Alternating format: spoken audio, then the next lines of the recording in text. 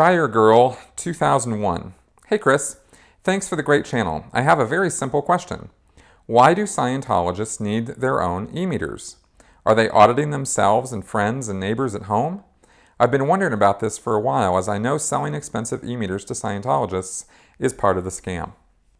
Yeah, it is part of the scam. In fact, selling a ton of Hubbard materials to every single Scientologist is actually part of the scam. It's all the books, all of his recorded lectures, as well as 2 e-meters. Every single Scientologist is supposed to own 2 e-meters. And the reason for that is Scientologists are expected to become trained as Scientology counselors or auditors.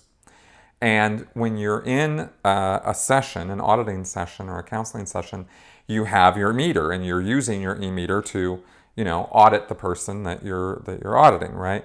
But you're supposed to have a backup meter on hand in case something goes wrong with the meter that you're using, so that you don't interrupt the session and have to go out and get another meter, or just say, oh yeah, if the meter bombs on you, you don't just go, well, sorry dude, we're going to have to end off now because the meter died. You're not supposed to do anything like that, right? You're supposed to just very calmly get your other meter out and switch them and not even let the guy particularly notice what's going on, right? Or you just take a short little session break and you do it, and then you get right back to it. So that's the reasoning or the rationale behind 2 e-meters. And of course, they charge an outrageous sum of money for all of these things, right? They charge hundreds and hundreds of dollars for these recorded lectures, which they now all have on CDs. They charge, $20 to $40 a pop for each of the books. And there are, like 26 books or something. And then, of course, the meters, which are, just outrageous. So these materials and having all of these materials is pushed all the time. And they actually have people whose job it is to sell these materials to the public all the time. They're called bookstore officers, and every church has a bookstore in it where they sell Hubbard's books and lectures and the e-meters.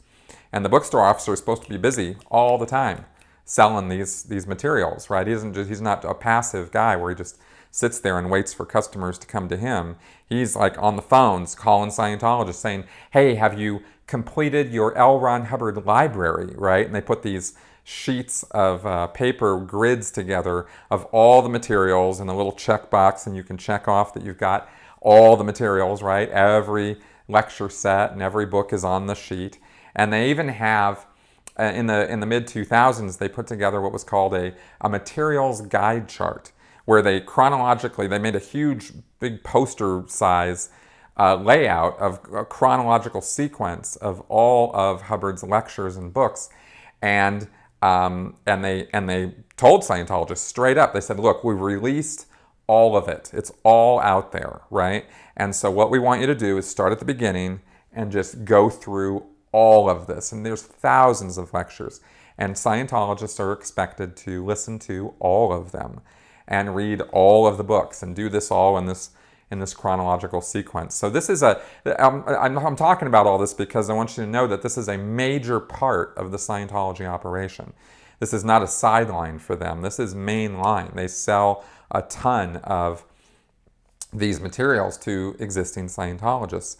And of course, every time these things are re-released and updated or corrected or whatever, then they have to buy the newest versions, right? And they have to trash the old ones. And this has happened at least 4 times that they've gone through these cycles of revising all of the materials and saying, this time we've got exactly what L. Ron Hubbard expected.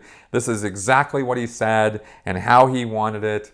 I mean, they started this back in 1987 is when they started re-releasing this stuff, at least when I was around. And they in 1991, and then again in 2000, and then again lately. I mean, it's just, as much as they can. So this is a major, major part of the operation, and that's why I wanted to talk about all of that.